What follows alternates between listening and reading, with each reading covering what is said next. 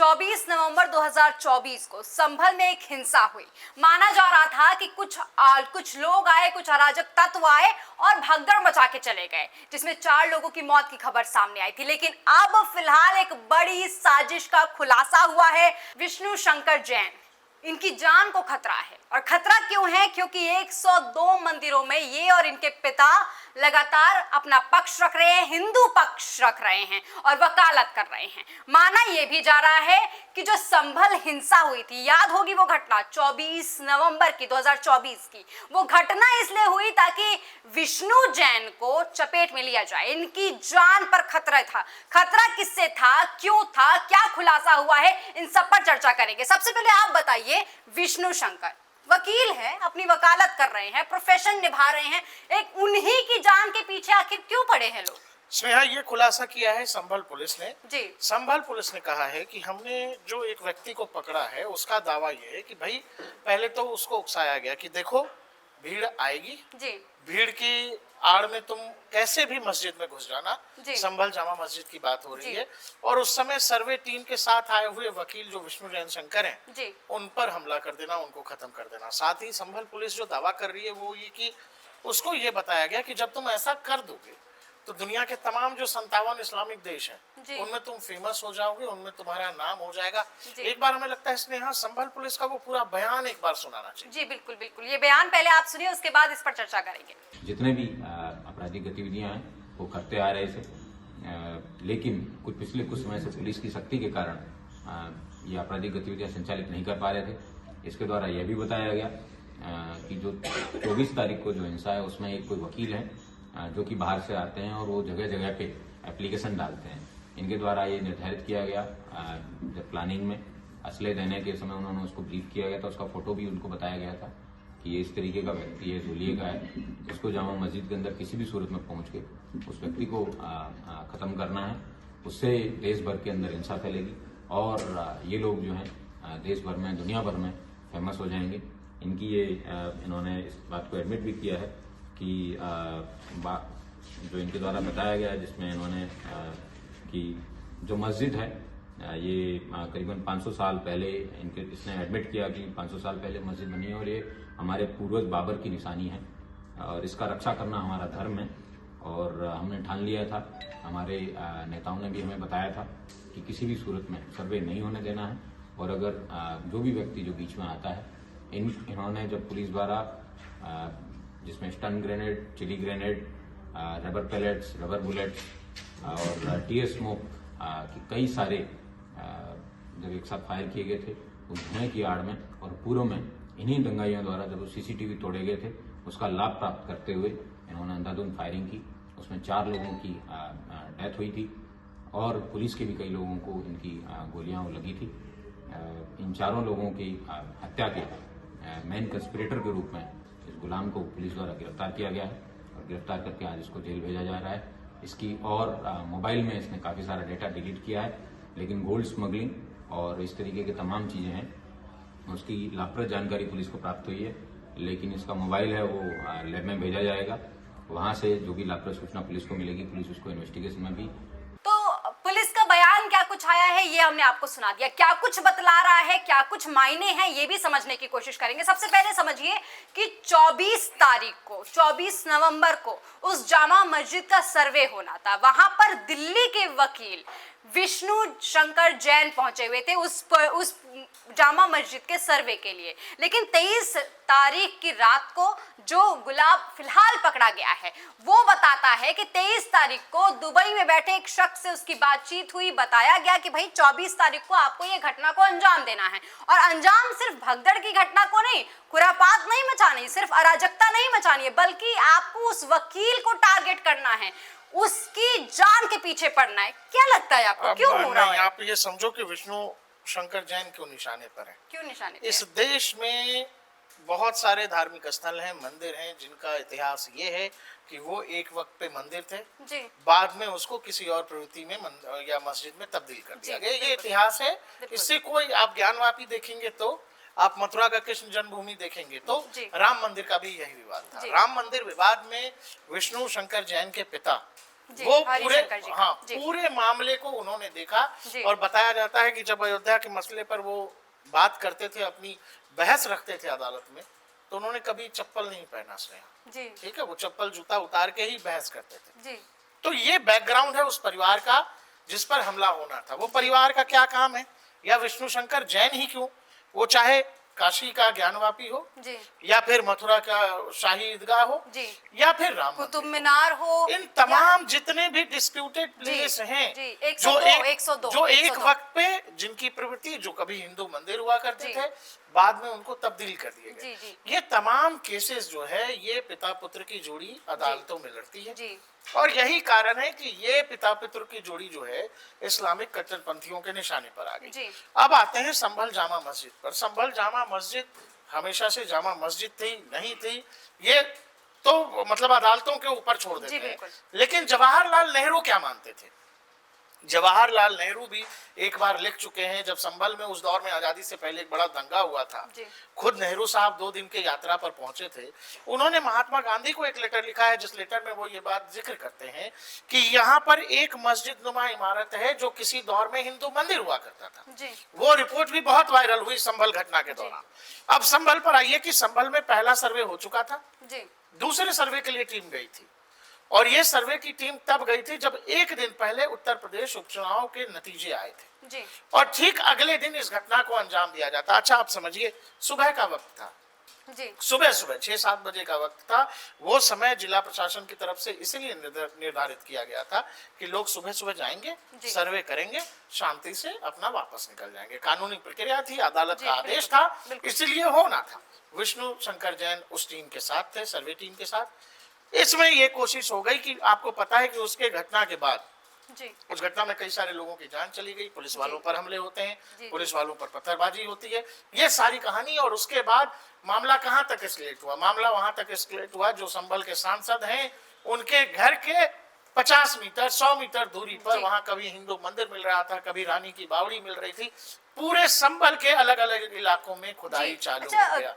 यहाँ पर मैं आपको रोकना चाहूंगी, जो ये सरगना है, जो ये ग्रुप है जिसने साजिश रची हुई थी, उसने उस व्हाट्सएप ग्रुप का नाम भी संभल सांसद करके रखा हुआ था।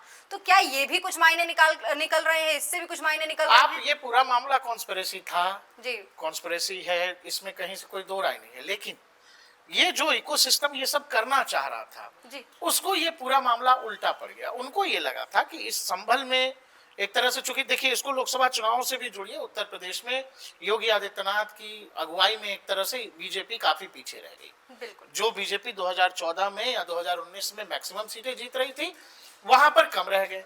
तो कुछ लोगों को ये लगा कि योगी आदित्यनाथ कमजोर हो गए, तो वो कमजोरी का टेस्ट एक तरह से, और उपचुनाव के तुरंत अगले दिन जी जी बिल्कुल वो एक तरह का टेस्ट लेने की कोशिश हुई योगी आदित्यनाथ की कि आप क्या कर सकते हैं, क्या आप करेंगे, क्या आपने जो पूरे प्रदेश में किया है, जिस तरह से कानून व्यवस्था पर आप काम करते हैं, क्या वैसा ही रवैया यहाँ भी अपनाएं। तो कई बार क्या होता है कि छोटी सी सफलता जब किसी को मिल जाती है ना, तो लोग उसको किसी और रूप में ले लेते हैं। संभल में वही देखने को मिला कि पूरी कहानी अचानक से हिंसा में तब्दील हो गई। सर्वे टीम को एक तरह से घेर कर मारने का प्रयास था। चारों तरफ से वो गलियों में है, वो गलियों के बीच है वो मस्जिद जो है, और चारों तरफ से कोशिश थी कि इनको ट्रैप किया जाए और इनको यहीं खत्म कर दिया जाए भीड़ के बीच में। लेकिन वो जैसे तैसे बच के निकल गए। उसके बाद देखो, मैं कह रहा हूँ विष्णु शंकर जैन ही क्यों, या उनको क्यों मारा जाना जरूरी है, या जिनको लगता है कि भाई ये आदमी हमारे लिए खतरा है। आप समझो कि संभल की घटना के बाद उत्तर प्रदेश के प्रशासन ने क्या किया, पूरे संभल में खुदाई हो गई।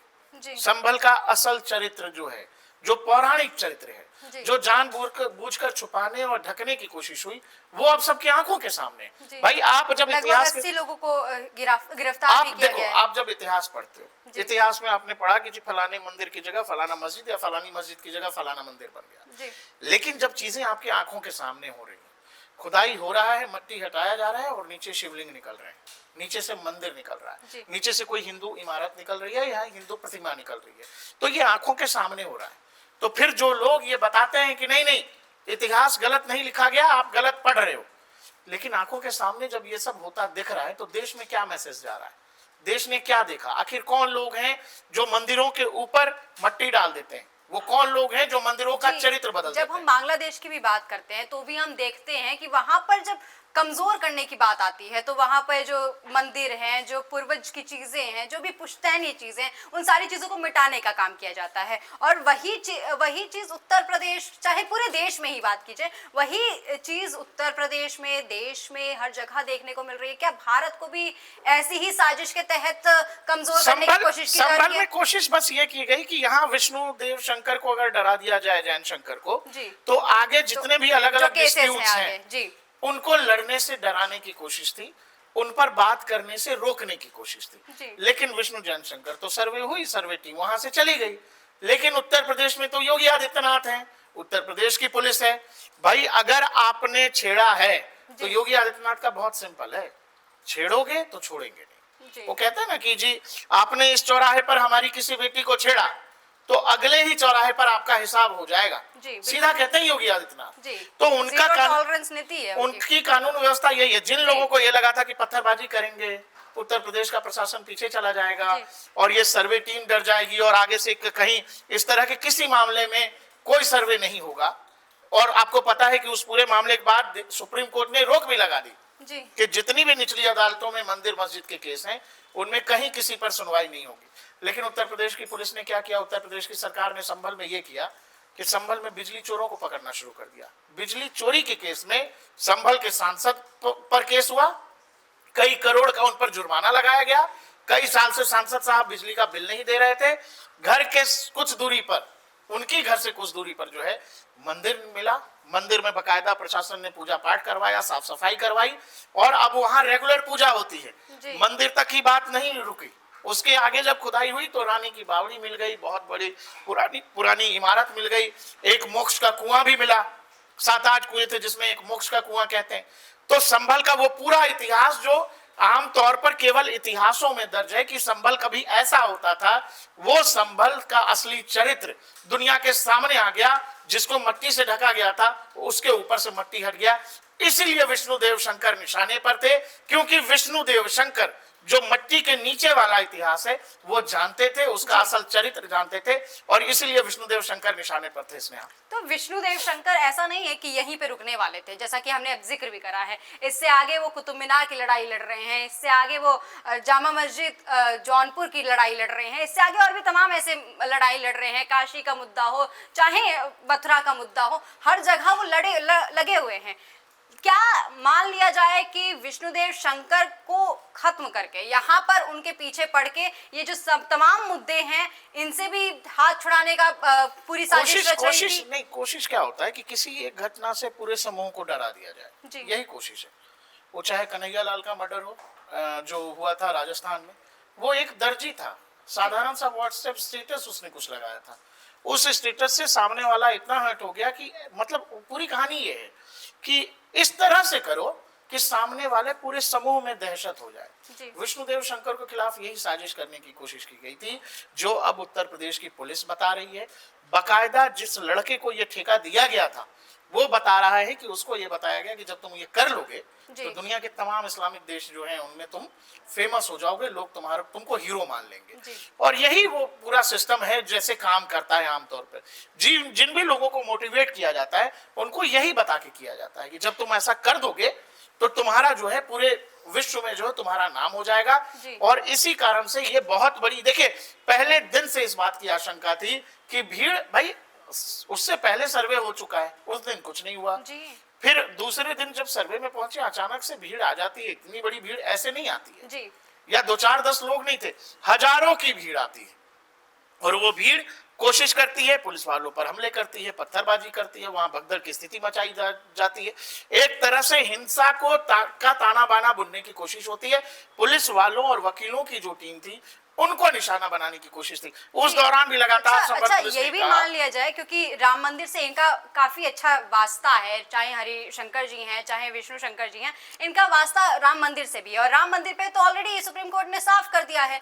तो ये भी खौफ था कि अगर राम मंदिर पे फैसला आ गया है तो आगामी कुछ दिनों में ऐसे ही जो तमाम डिस्प्यूट्स चल रहे हैं, ऐसी जो तमाम जगहों पर डिस्प्यूट्स चल रहे हैं उन पर भी इसी तरीके के फैसले आ जाए, हिंदू पक्ष फैसले आ जाए। फैसले तो जब आएंगे तब आएंगे, बात ये है कि राम मंदिर पर फैसला जो आया वो अब भी बहुत सारे लोगों को चुभ रहा है जी। भाई आप ये बताओ ना सिंपल कि आपने किसी की जमीन कब्जा ली, सामने वाला कमजोर था, उसने आपने कब्जा ली, बाद में उसके पास ताकत हुई, उसने ले ली अपनी जमीन, इसमें बुरा लगने की क्या बात है?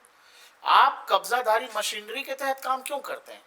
आपने जगह जगह इतिहास बताता, आप ज्ञानवापी मस्जिद देखोगे तो दिख जाएगा आपको कि वहां का पुराना इतिहास क्या रहा होगा। पूरी हमारा जो अध्यात्म है, जो हमारी संस्कृति है, हमारे यहाँ जो मंदिरों का निर्माण होता है, आप पूरे देश में जाइएगा तो नंदी का मुख हमेशा उस तरफ है जिस तरफ शिवलिंग है, महादेव है।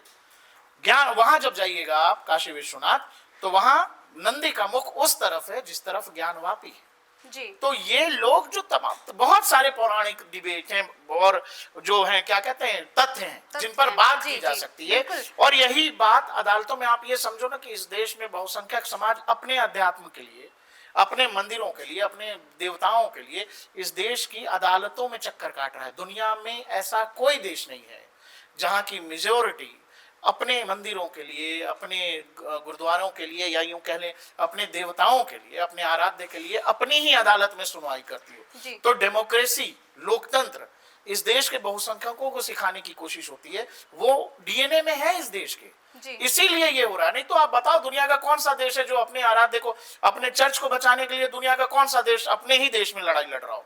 जी, ऐसा नहीं। अभी आपने जब कॉन्स्टिट्यूशन की बात करी दी है तो लोग अब सवाल ये भी कर रहे हैं कि इस तरीके की जो भी सर्वेज हो रहे हैं, जिस तरीके की जो भी डिस्प्यूट्स है, इसके वजह से जो सांप्रदायिक सौहार्द है वो बिगाड़ने की कोशिश की जा रही है। और साथ ही ये भी लोग सवाल उठाते हैं कि जो एक्ट ऑफ वर्शिप है उस पर भी कहीं ना कहीं सवाल उठाने लगे हैं कि वो भाई उसको उसके साथ छेड़खानी करने की कोशिश की जा रही है। एक्ट कब आया? क्या आजादी के समय से है क्या, या भारत जब से बना तब से है?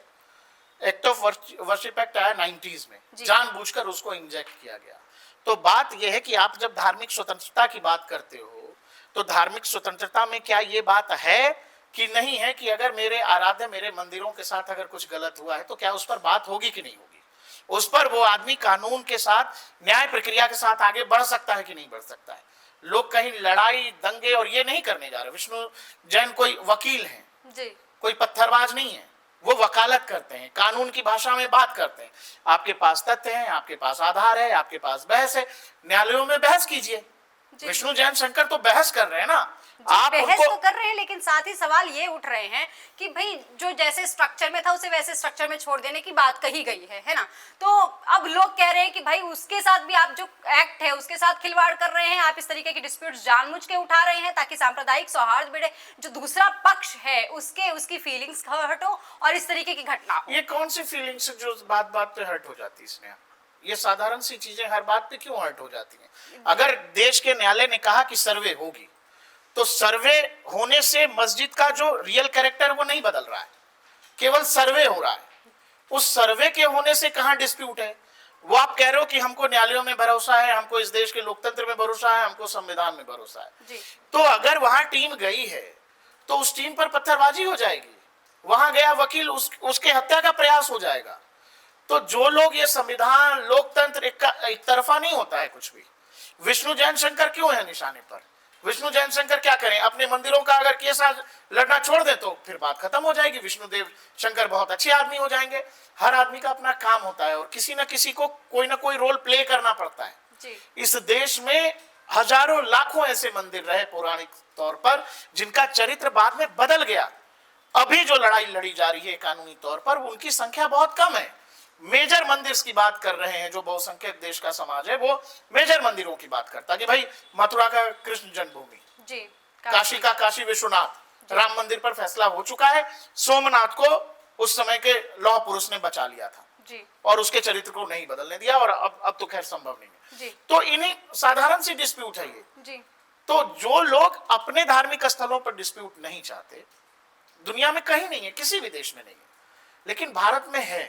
तो केवल एक तरफा जिम्मेदारी किसी एक पक्ष की नहीं है कि भाई सौहार्द बना रहना चाहिए। सौहार्द बना रहना चाहिए, ये दोनों ही पक्ष की उतनी ही जिम्मेदारी है, क्योंकि दोनों ही पक्ष जो है देश से उतना ही प्यार करते हैं और दोनों ही पक्ष जो है इसी देश के वासी हैं। तो ये आपसी सौहार्द से ही निकलना चाहिए। विष्णु जैन शंकर कानूनी लड़ाई लड़ रहे हैं, आप कानून के तौर पे जवाब दो ना उनको। आपका रास्ता ये कैसे हो सकता है? अच्छा, यहाँ पर विष्णु जैन को भी मैं जब सुन रही थी तो वो बताते हैं कि भाई मैंने अपनी बात रखी है, लोग इसे अलग अलग तरीके से इंटरप्रेट कर सकते हैं। इसमें जब उनसे ये पूछा गया कि जो आप वकालत कर रहे हैं इसको भी तो ऐसे इंटरप्रेट किया जा सकता है कि आप जानबूझ के किसी को छेड़ने की कोशिश कर रहे हैं, जानबूझ के उन तथ्यों को उखाड़ने की कोशिश कर रहे हैं। हालांकि अगर कुतुब मीनार की भी बात वो कर रहे हैं तो उन्होंने बताया है कि वहां पे लिखा हुआ है कि 27 हिंदू मंदिर और जैन मंदिर जो थे उनको तोड़कर वो बनाया गया है, वो चीज मेंशन है। लेकिन अब जो चीज पता है उसको जानबूझ के छेड़ा जा रहा है ताकि इस तरीके की घटनाएं हों। भाई आप नहीं छोड़ोगे तो क्या घटनाएं नहीं होती हैं क्या? अगर आप नहीं छेड़ेंगे तो क्या घटनाएं नहीं होती हैं? 1947 में किसने छेड़ा था? क्यों बन गया पाकिस्तान? पाकिस्तान क्यों बन गया? सांप्रदायिक सौहार्द के लिए बना ना, सौहार्द के लिए बना पाकिस्तान। अरे भाई एक पक्ष कह रहा था कि हमको पाकिस्तान चाहिए जी, इसीलिए बना पाकिस्तान। तो आपको यह समझना पड़ेगा कि इस देश में दो पक्ष हैं, तो कौन सा पक्ष कौन सा हिस्सा ले रहा है ये बड़ा जरूरी है। विष्णुदेव शंकर जो हैं वो कानूनी पक्ष से चल रहे हैं, बहस से चल रहे हैं। इस देश की न्यायालय, अदालतें, संविधान ये तय करेगा कि उस पर हाँ करना है ना करना है, उस पर सुनवाई नहीं होनी है। देश के सुप्रीम कोर्ट ने तमाम अदालतों की सुनवाई पर रोक लगा दी जी। तो कोई भी कोर्ट में सुनवाई हो नहीं रही है। लेकिन विष्णुदेव शंकर कोई क्रिमिनल नहीं है जी। आप उनको निशाना बना रहे हो। क्यों? क्योंकि आपको ये लगता है कि यही आदमी है जो वो लड़ाई बहुत सही तरीके से लड़ रहा है और यही वो आदमी है जिसमें अयोध्या पर फैसला आ गया जी। तो इसीलिए एक तबका जो है वो डराने की कोशिश कर रहा है विष्णु शंकर जन को। और ये तबका ऐसा भी है जो ये कह रहा है कि जानबूझ के ये ऐसे मंदिर मस्जिद के मुद्दे उठा रहे हैं ताकि हीरो बनकर आए, लोगों के सामने हीरो बन जाएं, और जानबूझ के इस तरीके के केसेस लड़ रहे हैं ताकि सरकार से भी इनको कुछ उपलब्धि मिल जाए। स्नेहा देखिए, किसी को तो लड़ना ही पड़ता है केस, कभी तो सही के लिए आदमी बोलता ही है जी। भाई हम कमजोर हैं, आज मेरी जमीन किसी ने कब्जा ली, कल को मेरे बेटे में दम होगा तो वो ले लेगा, यही प्रकृति का नियम है। अगर नहीं लेगा तो वो उसके बेटे का बेटे में दम होगा तो वो ले लेगा, अगर उसको पता लगेगा कि मेरे दादाजी की जमीन है और किसी ने कब्जा रखी है जी। तो लड़ाई की बात है कि भाई लड़ कौन किस तरीके से रहा है, क्या लीगल रास्ता है, कानूनी रास्ता है कि नहीं है, और क्या विष्णु जैन शंकर को के पास ये संवैधानिक हक नहीं है कि वो लड़े। हीरो बनने के लिए ही अगर कर रहे हैं तो क्या विष्णु जैन शंकर कोई झूठ बोल रहे हैं, कोई ऐसी बात बोल रहे हैं जो कभी इस देश में हुआ ही नहीं। इस देश में तमाम कहानियां हैं, तमाम अध्याय जुड़े हुए हैं। इसीलिए विष्णु जैन शंकर संभल में निशाने पर इसीलिए आए क्योंकि एक तो ये था कि योगी आदित्यनाथ के पेशेंस का टेस्ट लेना था, दूसरा कुछ लोगों को लगा कि उत्तर प्रदेश का प्रशासन अब कमजोर हुआ है क्योंकि तमाम खबरें थी कि लखनऊ दिल्ली में डिस्प्यूट है, बहुत सारी चीजें थी और उसको एक तरह से चेक किया गया। लेकिन संभल उल्टा पड़ गया, संभल उल्टा पड़ गया। संभल का इतिहास देश के सामने है, इनकी चाल इन्हीं पे भारी पड़ गई। वही बात है जी। तो बातों से निकलकर तो सामने यही आता है कि जो 24 नवंबर की जो घटना थी वो रची इसीलिए गई थी, वो साजिश रची इसीलिए गई थी ताकि विष्णु जैन शंकर को रास्ते से हटाया जा सके। जो 102 ऐसे मामले चल रहे हैं, जो 102 मामले जो हिंदू मुस्लिम विवाद चल रहा है, उन मामलों को खत्म कर दिया जाए।